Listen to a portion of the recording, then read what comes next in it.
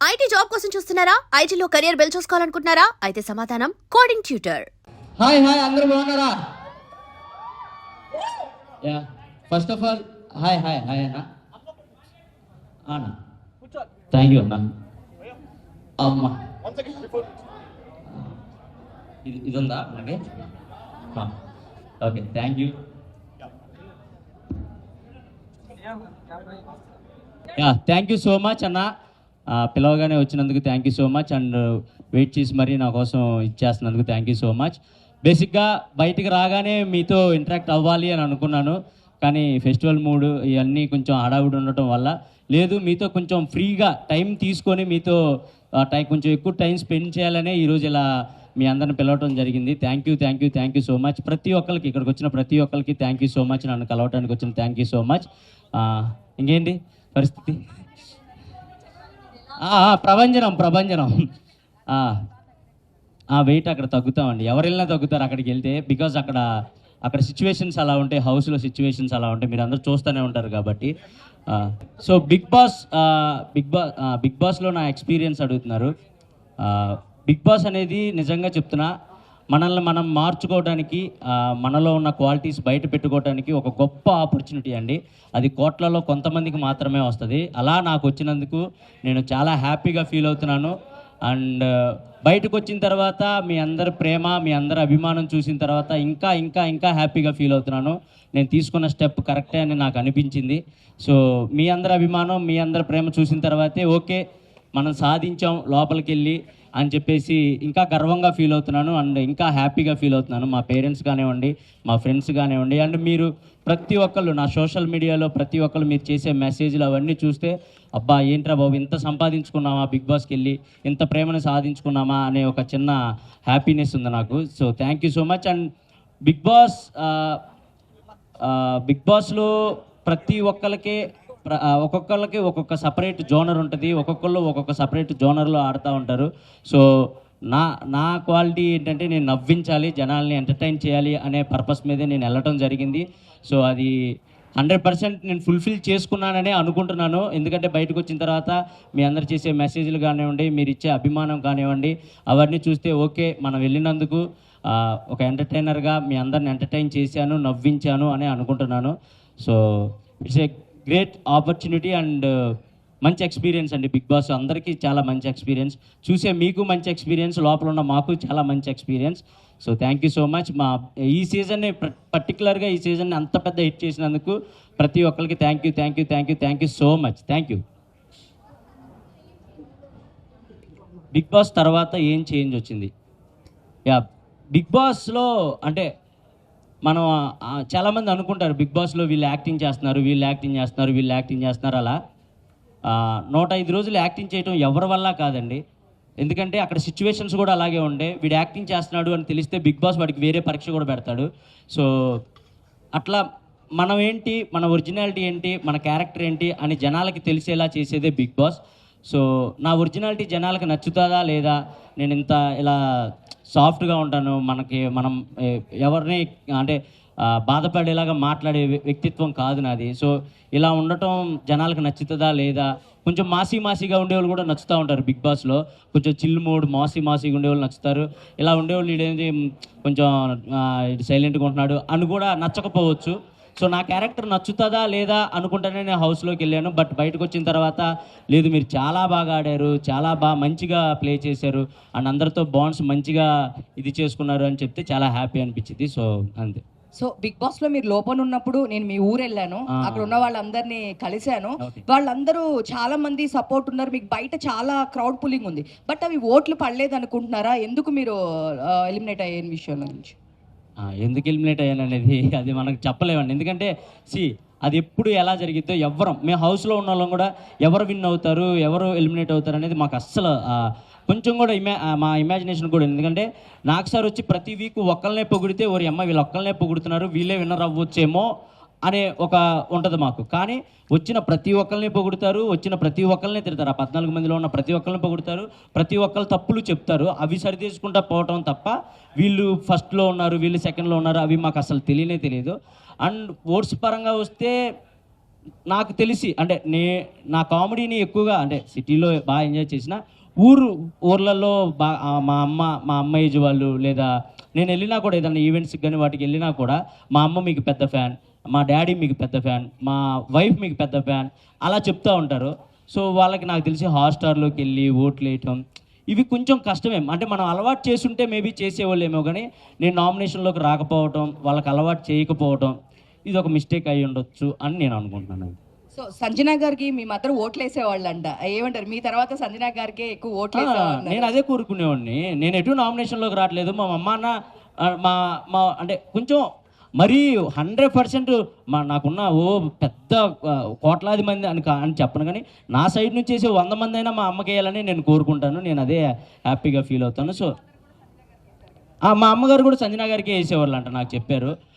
ఎందుకంటే నువ్వు లేనప్పుడు మాకు కన్ఫామ్గా సంజన గారే హౌస్లో ఉండాలి అని అనుకునేవాడిని అని చెప్పేసి మా అమ్మ మా నాన్న అందరూ మా ఫ్రెండ్ సర్కిల్ మొత్తం మేము సంజన గారికే సపోర్ట్ చేసామని చెప్పారు. నాకు అది చాలా హ్యాపీ అనిపించింది. బికాస్ నేను కూడా టాప్ 5 నేను వెళ్ళినా ఆమె యాజ్ కాంపిటేటర్గా చూసినా కూడా ఆమె నాతో పాటు నా పక్కనే ఉండాలి టాప్ 5 వరకు అని చేపట్టుకొని ఇద్దరం జర్నీ చేసాం. ఈ బిగ్ బాస్ జర్నీ మొత్తం ఎక్కడ ఇంత మిస్అండర్స్టాండింగ్స్ కూడా రాకుండా, ఒకవేళ వచ్చినా వాటిని నైట్కి నైట్ సార్ట్అవుట్ చేసుకొని అలా కాదు బిడ్డ, ఇలా కాదు బిడ్డ అలా అని నన్ను చెప్పి నిజంగా నేను అంటే ఆమె నన్ను కన్నా కూడా అంత మెచ్యూరిటీగా ఆలోచించేవాళ్ళు కాదు నాకు తెలియదు, కానీ ఒక సొంత కొడుకులా చూసుకున్నారు.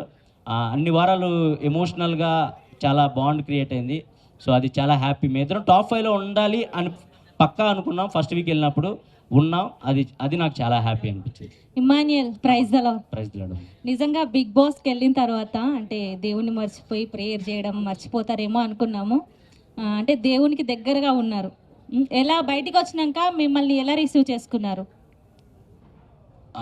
అమ్మ అది ఎవరు బిలీవ్ వాళ్ళమ్మా.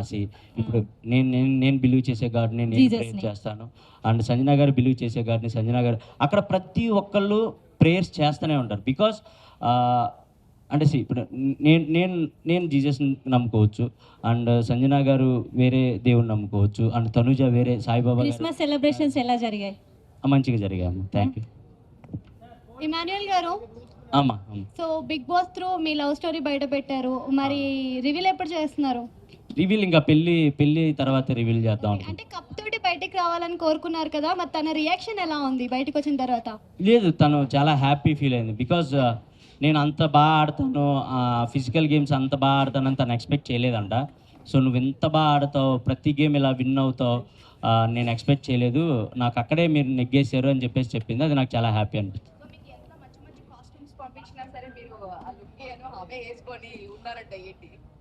మంచి మంచి కాస్ట్యూమ్స్ ఎవరైనా వేసుకుంటారండి. ఇప్పుడు నేను హీరోలా తయారయ్యి కళ్ళజోడు పెట్టుకుంటే మీరు ఎందుకు నవ్వుతారు చెప్పండి? నేను అక్కడికి వెళ్ళింది ఏంటి, జనాల్ని నవ్వించాలనే ఉద్దేశంతో. నాకు మంచి మంచి కాస్ట్యూమ్స్ వచ్చాయి, నాకు మంచి మంచి షూ అవన్నీ వచ్చాయి. బట్ అందరిలాగా రెడీ అయిపోయి నేను మేకప్ వేసుకొని కూర్చుంటే జనాలు ఎంటర్టైన్ చేయాలి, జనాల్ని ఏదో గెటప్ వేసి నవ్వించాలి. మనం చూడంగానే స్క్రీన్ మీద చూడంగానే జనాలు కొద్దిసేపు అలా రిమోట్ పక్క ఛానల్ పెట్టకుండా అలా ఆగాలి. అంటే మనం ఏదో డిఫరెంట్గా కనపడాలి, డిఫరెంట్గా నవ్వించాలి అనే ఉద్దేశంతో నేను వెళ్ళటంతోనే ఒక 2 జతల లుంగీలు అలా కొత్త కాస్ట్యూమ్స్ అలాంటివి నేనే తీసుకుని వెళ్ళాను. బికాస్ జనాలు నవ్వించాలి కాబట్టి, అంతే, దాని గురించి అంతే.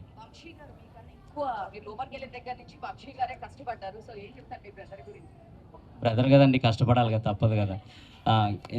అమ్మా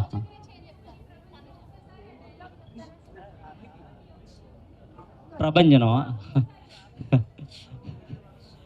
వెళ్ళేలోపు చెప్తానమ్మా. ఇప్పుడే అరిచేసాను అనుకో, వాయిస్ పోయింది అనుకో, మళ్ళీ సంజన గారిలా చేయాలి నేను. సో అందుకోసం అమ్మా. మీరు విన్నర్ అవ్వకపోవడానికి కారణం మెయిన్ గా నామినేషన్స్ లేకి రాలేదనేసి అంటున్నారు. సో దానికి మీరేం చెప్తారేంటి? అంటే మెయిన్ రీజన్ అని నేను చెప్పకపోవచ్చు, కానీ వన్ ఆఫ్ ద రీజన్ అయితే నేను అది అనుకుంటున్నాను. ఎందుకంటే నామినేషన్స్లోకి రావాలి అని నాకు కొన్ని వీక్స్ గడిచిన తర్వాత అర్థమైంది, నామినేషన్స్లోకి వస్తేనే ఓట్ బ్యాంకింగ్ అనేది క్రియేట్ అవుతుంది, అప్పుడే మనకు అలవాటు పడిపోయి జనాలు ఓట్లు వేస్తారు అని. బట్ నేను ఎప్పుడు నన్ను నామినేట్ చేస్తారని భయపడేవాడిని కాదు, కానీ వేరే వాళ్ళని నామినేట్ చేయాలంటే చిన్న బాధ వేసేది. ఎందుకంటే వాళ్ళతో కలిసే కామెడీ చేసేవాడిని, వాళ్ళతో కలిసే వంటలు ఉండేవాడిని, వాళ్ళతో కలిసే ఫన్ క్రియేట్ చేసేవాడిని. అలా ఉండి ఒక్కసారిగా వీకెండ్ రాగానే వాళ్ళని మీరు ఇది చేశారు, మీరు ఈ తప్పు చేశారు అని వాళ్ళని ఏలైతే చూపించాలంటే నాకు ఎక్కడో చిన్న మొహమాటం ఉండేది, అండ్ చిన్న భయం బాధ అనిపించేది. అంటే నేను పక్కవారిలో తొందరగా తప్పులు ఎతికే క్యారెక్టర్ కాదు నాది. సో దానివల్ల కూడా నాకు మైనస్ అయింది. నేను ఎక్కువ తప్పులు ఎతికేవాడిని కాదు ఎవరిలో. సర్లే మనోళ్ళే కదా, ఏదో ఆడుతున్నారు కదా అలా వదిలేసేవాడిని. సో అది కూడా నాకు కొంచెం మైనస్. తనుజ మంచి అమ్మాయి, చాలా గుడ్ పర్సన్, బాగా ఆడింది గేమ్, మంచిగా రన్నరప్ అయింది. So happy. And super game ఆడింది, మంచిగా ఆడింది. వెళ్తామండి కొంచెం ఈ పేమెంట్లు అయి పడ్డాక. సార్ కళ్యాణ్ గారు గెలిచారు కదా, ఎలా అనిపిస్తుంది మీకు? హ్యాపీ, నేను చాలా హ్యాపీ. వాడు కళ్యాణ్, డిమోన్ వీళ్ళిద్దరు నాకు లాస్ట్ ఒక 5 వీక్స్ ముందు నుంచి బాగా కనెక్ట్ అయిన పర్సన్స్ వాళ్ళు. వర్త్ అదేంటండి, మీరే కదా ఓట్లేసి గెలిపించారు. వర్తే. నేను 3rd వీక్ 4th వీక్ నుంచి అనుకుంటా హౌస్లో ఉన్న ప్రతి ఒక్కరికి చెప్పేవాడిని, ఈ సీజన్ విన్నర్ అయినా అవ్వకపోయినా ఈ సీజన్లో ఉన్న ప్రతి ఒక్కళ్ళు విన్నర్ వర్తే. బికాస్ ఈ సీజన్లో అన్ని ట్విస్టులు జరిగాయి, అన్ని టర్న్స్ జరిగాయి, వస్తున్నారు పోతున్నారు, ఎవరెవరో వస్తున్నారు వైల్డ్ కార్డ్స్ అని, లేదా అలా జరుగుతూనే ఉన్నాయి. అండ్ లోపల ఆ సిచ్యువేషన్స్ కూడా మాకు అర్థమవుతూ ఉన్నాయి. ఏంట్రా ఏ క్షణం ఏం జరుగుతుంది ఏంటి అనుకుంటా గుండెల్లో గుప్పెట్లో పట్టుకొని ఆడిన రోజులు ఉన్నాయి మేమంతా. సో ఆ మూమెంట్స్లో అక్కడ వరకు వచ్చి విన్నారంటే కన్ఫామ్గా వర్తే అండి. ఎవరైనా టాప్ 5లో ఉన్న వాళ్ళైనా వర్తే. లాస్ట్కి కళ్యాణ్ ఇంకా తనుజ మిగిలారు కదా, మీ ఒపీనియన్ ఏముండే? బయట కూర్చున్నప్పుడు ఎవరు గెలుస్తారు అనుకున్నారు, తనుజనా కళ్యాణ్?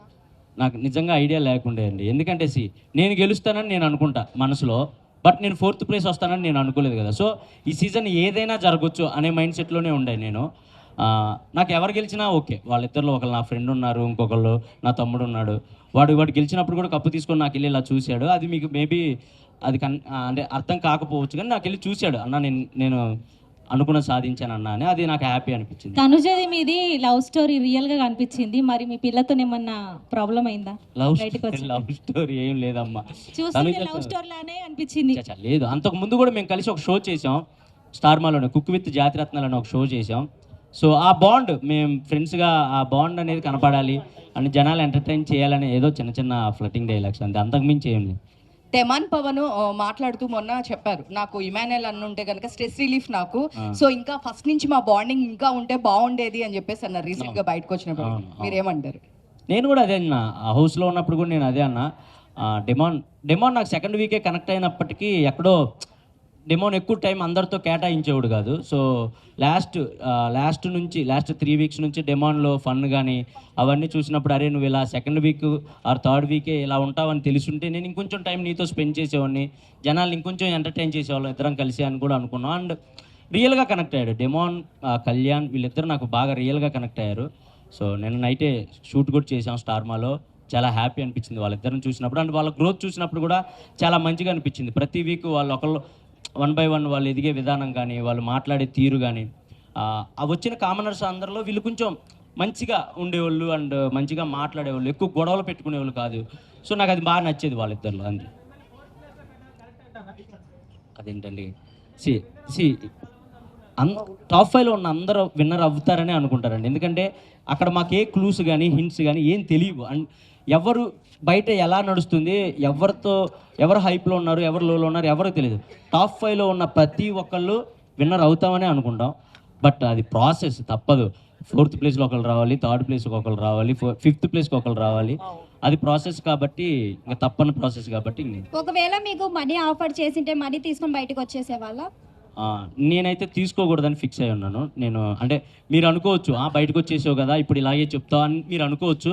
నేను నిజంగా మనీ తీసుకోకూడదనే ఫిక్స్ అయ్యానండి. మనీ ఆఫర్ వరకు వచ్చుంటే నేను తీసుకోకూడదు, అది రన్నర్ అయినా 3rd ప్లేస్ అయినా ఏదైనా ఇంతవరకే మనకు వచ్చింది అనుకుని బయటికి వెళ్దాం అనే మైండ్లోనే ఉన్నా. నేను మేబీ తీసుకోకపోదును. నేనైతే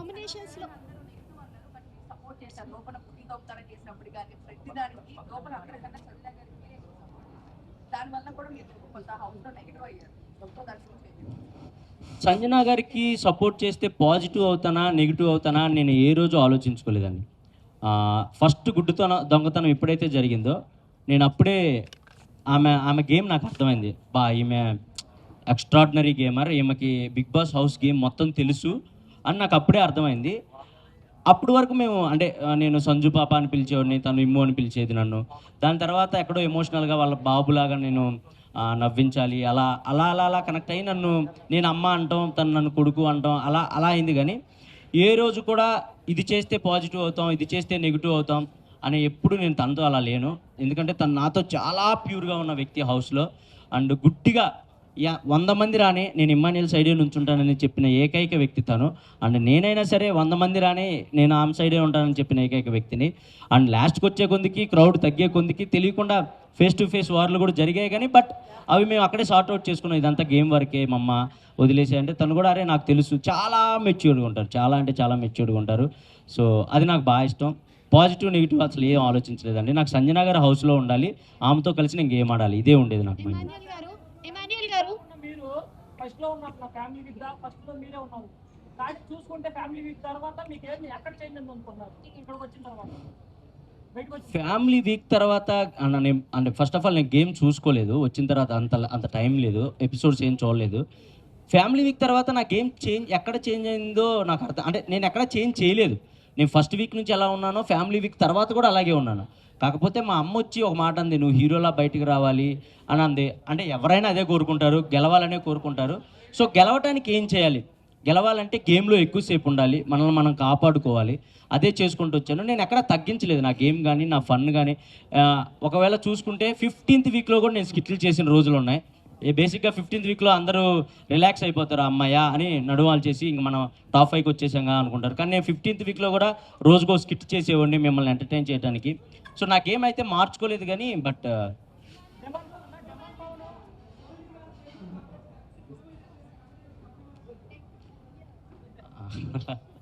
అదే లేదన్న, కమెడియన్స్కి కప్పు ఇవ్వట్రా అనేది అది మనం ఏం చెప్పలేము.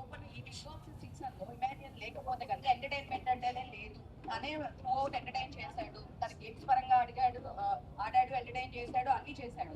బట్ అన్ఫేర్ తనకి ఇవ్వలేదు, ఈవెన్ థర్డ్ ప్లేస్ లో కూడా లేరు అని చెప్పి చాలా మంది కామెంట్స్ అడుగుతున్నారు ఇదే క్వశ్చన్. సో మీరేమంటారు? అడిగిన వాళ్ళందరూ ఓట్లు వేసి ఉంటే నేను విన్నర్ అయ్యే ఉన్నాను.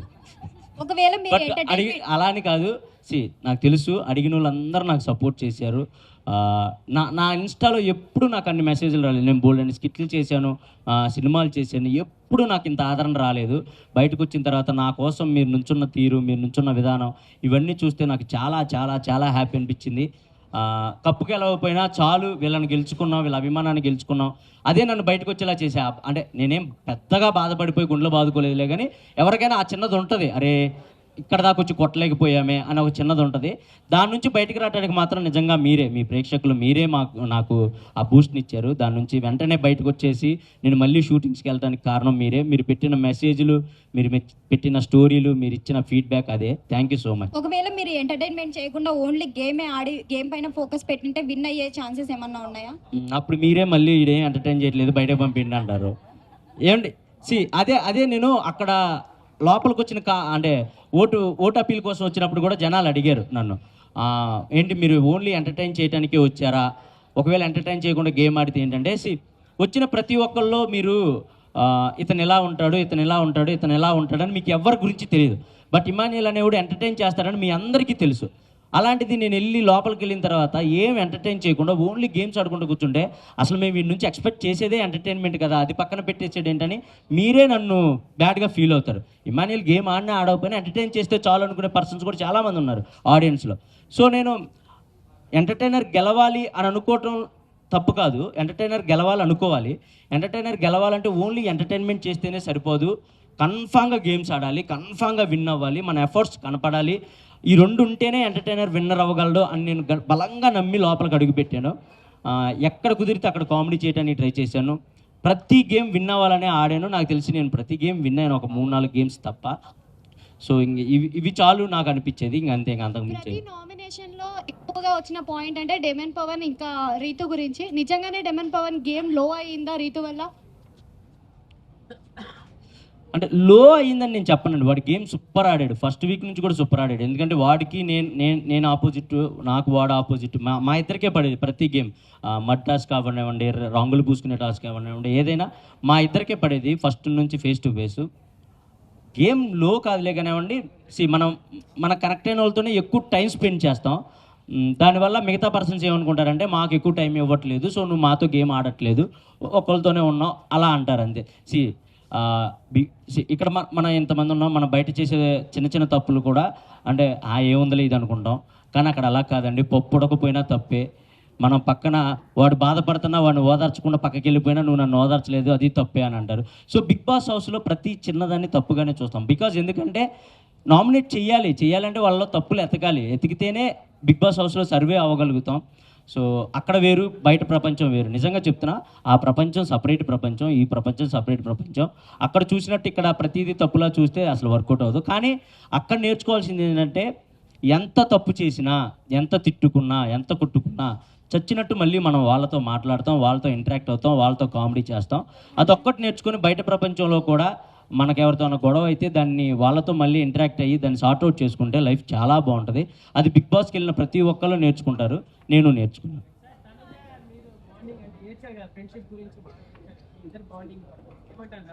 తనుజ నాది బాగుంది, అదే చెప్పాను కదండి, నాది మంచి ఫ్రెండ్షిప్ ఉండే. మాకు హౌస్లోకి వెళ్ళిన తర్వాత కొన్ని సిచ్యువేషన్స్ వల్ల ఎక్కడో తెలియకుండా ఒక చిన్న మిస్అండర్స్టాండింగ్స్ అలా రావడం జరిగినాయి. బట్ లాస్ట్కి ఫైనల్గా లేదు, ఎవరిది తప్పు కాదు, ఇవన్నీ మిస్అండర్స్టాండింగ్స్ అని తెలుసుకున్నాం, అవి సార్ట్అవుట్ చేసుకున్నాం, లాస్ట్ వరకు కలిసే ఉన్నాం. సో అన్న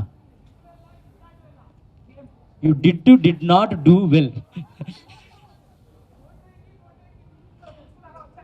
తెలుసుకున్నాను అన్న, తెలుసుకున్నాను లేనా, ఎందుకు అందరం వద్దు. మీరు బయట మంచి అంటే తను కూడా శ్రీదేవి చేసింది, జబర్దస్త్ అవన్నీ చేసింది, బట్ లోపల మీ ఇద్దరు బాండింగ్ అంత కనిపించలేదు. బాండ్ అంటే మేబీ మీకు ప్రొజెక్ట్ అయ్యి ఉండకపోవచ్చు, కానీ మా ఇద్దరు బాండ్ మంచిగానే ఉంది లోపల. తనకి గేమ్లో ఏదైనా డౌట్ వచ్చినా వెంటనే వచ్చి తను ఒక 2 minutes అని అడిగిద్ది. వెళ్తాం గ్రౌండ్లో కానీ వాష్రూమ్లో కానీ కూర్చుంటాం, నాకు ఇలా అనిపిస్తుంది అంటే అది కాదు ఇలా చేయి, ఇది కాదు అలా చేయి అని చెప్పేవాడిని. మోస్ట్ ఆఫ్ ది ఎక్కువ మందికి నేనే సలహాలు ఇచ్చేనేమో నాకు తెలిసి హౌస్లో, వాళ్ళు ఆడే గేమ్కి కానీ వాళ్ళ స్ట్రాటజీలకు కానీ, ఇలా కాదు ఇలా చేస్తే కరెక్ట్, ఇలా కాదు ఇలా చేస్తే కరెక్ట్ అని. సో ఆ విధంగా మా బాండ్ అయితే మంచిగానే ఉంది. ఈ తుది నాది ఎక్కడ అండ్ నేను తను నామినేట్ చేసినా ఏ రోజు తను ఫీల్ అయ్యేది కాదు, తను నన్ను నామినేట్ చేసినా నేను ఫీల్ అయ్యేవాడిని కాదు. ఓకే ఇదంతా నామినేషన్ ప్రాసెస్ కదా అని పక్కకు వచ్చేసేవాళ్ళం. సో అంతే, మంచిగానే. బర్నీ గారి కుటుంబం గురించా మంచిగా ఉంది కదా, మీరు అందరూ ఎంజాయ్ చేశారు కదా, నాన్న బాగుండు కానీ కూతురు బాగుండు ఎంజాయ్ చేశారు కదా, మరి ఇంకే నేను ఎంజాయ్ చేసేవాడిని లోపల, అందుకే దాని మీద కామెడీ కూడా చేసేవాడిని, మీరు మంచిగా నవ్వుకునేవాళ్ళు. అమ్మ హాయ్.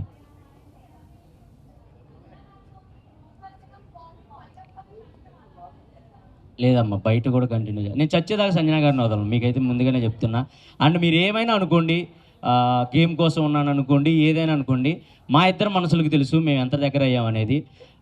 వాళ్ళ సొంత కొడుకు అలారిక్ని ఎంత ముద్దుగా అయితే చూసుకుంటుందో నన్ను కూడా అంతే ముద్దుగా చూసుకుంటుంది. వయసులో ఇంత పెద్దోన్నైనా కూడా, అంటే నాకు ఇన్ని సంవత్సరాలు ఉన్నా కూడా తను ఏ రోజు కూడా అది ఫీల్ అవ్వదు, ఇంతోడు వచ్చి నన్ను అమ్మ అని పిలుస్తున్నాడని ఏ రోజు కూడా ఫీల్ అయ్యేది కాదు. బికాస్ తనకు అంత ప్యూర్గా అనిపించింది కాబట్టి మా బాండ్. అండ్ ఎంతమంది చెప్పినా కూడా మా బాండ్ని ఎరగొట్టలేకపోయారు. అండ్ ఎంతమంది ఏం చేసినా కూడా అవును నన్ను నామినేట్ కూడా చేయలేదు. సో అంతే, అది చచ్చే వరకు.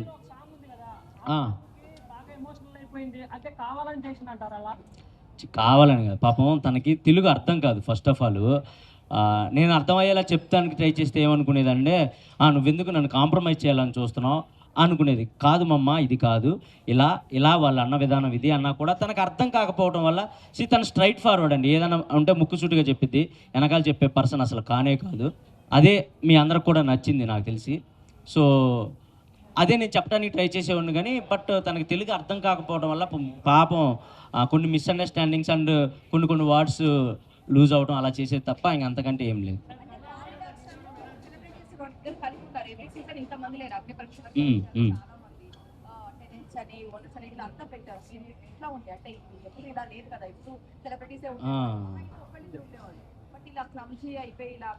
క్లబ్స్ ఏం కాదు, అది ప్యాటర్నే. అది టెనెంట్స్ ఓనర్స్ అనే కాన్సెప్ట్ పెట్టారు ఫస్ట్ వీకే. సో మాకు అర్థమైపోయింది, ఓకే ఇది కామనర్స్ వర్సెస్ సెలబ్రిటీ. మేము ఎప్పుడు అక్కడున్న సెలబ్రిటీలు ఎప్పుడు ఇది సెలబ్రిటీ వర్సెస్ కామనర్స్లా చూడలేదు. కానీ పాపం వాళ్ళకి అంటే వాళ్ళు ఆల్రెడీ అగ్ని పరీక్ష నుంచి గేమ్లో ఉండొచ్చారు కాబట్టి కొంతమంది అలా అనుకునేవాళ్ళు, వీళ్ళు కామనర్స్ని అలా చూస్తున్నారు అలా అనుకునేవాళ్ళు. కానీ పోను వాళ్ళు అర్థం చేసుకున్నారు, లేదు వీళ్ళు కరెక్ట్గానే ఉన్నారు, ఆ గేమ్స్ వల్ల అలా అనిపించాయి అంతే, అంతకుమించి ఏం లేదు అని. అండ్ ఇంకొక 5 minutes క్లోజ్ అయిపోతుంది. ఇంకెవరైనా క్వశ్చన్స్ అడగాలనుకుంటే అడగొచ్చు. ఇంకెవరికైనా క్వశ్చన్స్ ఉన్నాయా? ఒక్క నిమిషం వెయిట్. అన్నా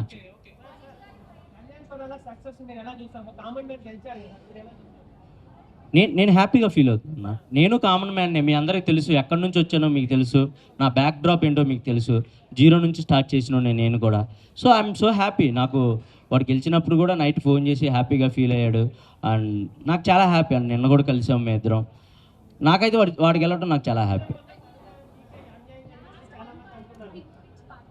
మాస్క్ మ్యాన్ గారితో ఆయన ఫైట్.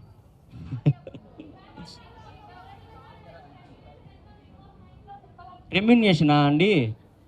ఓకే, నేను సర్వే అవ్వగలిగే అంత అయితే ఇచ్చారండి. హ్యాపీ, నేను హ్యాపీ. బీబీ జోడియా ఏమండి, నాకు బేసిక్గా కాల్ ఫ్రాక్చర్ అయింది గేమ్స్లో. అది ఇంకా సెట్ అవ్వలేదు, కొంచెం నిదానంగా సెట్ అయింది. Thank you. 1 by 1.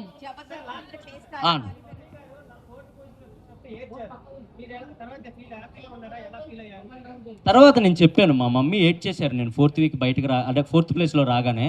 కానీ నేను తర్వాత చెప్పాను, లేదు మమ్మీ ఇది ప్రాసెస్, ఎవరైనా రావాల్సిందే, మనం దాన్ని యాక్సెప్ట్ చేయాలి, నువ్వేం బ్యాడ్గా ఫీల్ అవ్వకు, నేను హ్యాపీగానే ఉన్నాను, నువ్వు కూడా హ్యాపీగా ఉండని చెప్పాను. తను హ్యాపీ ఉన్నారు, ఊరు వెళ్ళిపోయారు, హ్యాపీగా ఉన్నారు, మంచిగా ఫెస్టివల్ ఎంజాయ్ చేస్తున్నారు. దువ్వెలా మాధురి మంచి పర్సన్ అన్న, కాకపోతే మన మీడియాతో మీకు తెలిసిందే కానీ హౌస్లో అయితే చాలా మంచిగా ఉండేవాళ్ళు నాతో. నేను అక్క అని పిలిచేవాడిని. చాలా మంచి పర్సన్. నేనైతే నేనేమంటానంటే మనం కనపడే విధానం వేరేలా ఉండొచ్చేమో కానీ యాజ్ పర్సన్స్గా అందరం మనం మంచోళ్ళమే. సిచ్యువేషన్సే మనల్ని బ్యాడ్గా పోర్ట్రేట్ చేస్తాయి. నేను అదే అనుకున్నాను హౌస్లో, రే అమ్మ ఇక్కడ ఉన్న వాళ్ళు అందరూ ఎంత మంచిగా ఉంటున్నారు అని. సో మంచి పర్సన్ అన్న.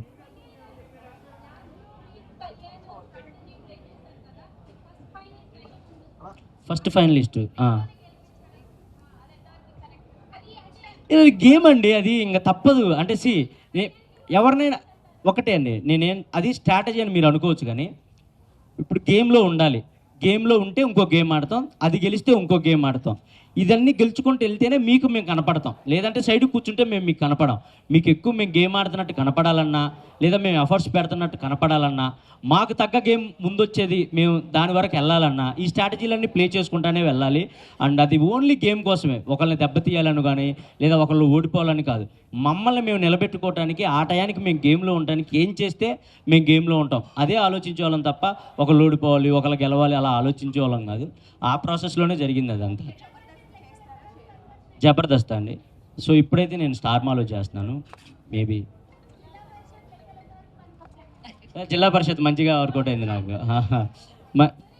మంచిగా వర్కౌట్ అయింది. నాకు తెలిసి ఇక్కడ కూడా చాలామంది జిల్లా పరిషత్ ఉండే ఉంటారు.